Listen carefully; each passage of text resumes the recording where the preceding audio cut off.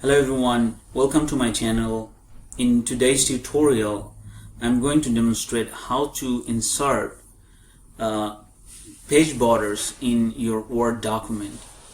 So for that purpose, you need to go to Design tab on the top of your screen, and then you need to go to Page Borders, and this dialog box pops up.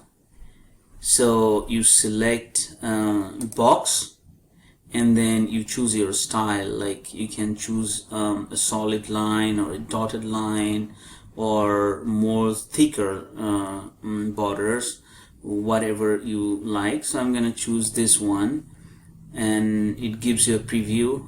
This is gonna look like this, and then you can adjust your color.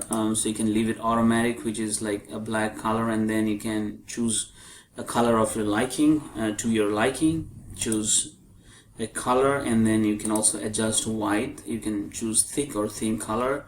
So I'm going to choose the default one, 3, and then you can choose some fancy arts as a border, but I'm not going to select one, so you can leave it none.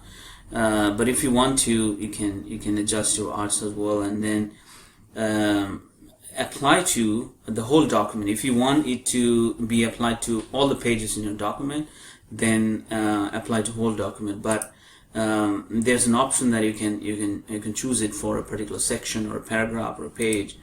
So I'm gonna apply this to the whole document, and then once you're done, you click OK, and then there you go, the beautiful borders now applied to all the pages of this Word document. Thank you for watching. If this is helpful, please subscribe to my channel.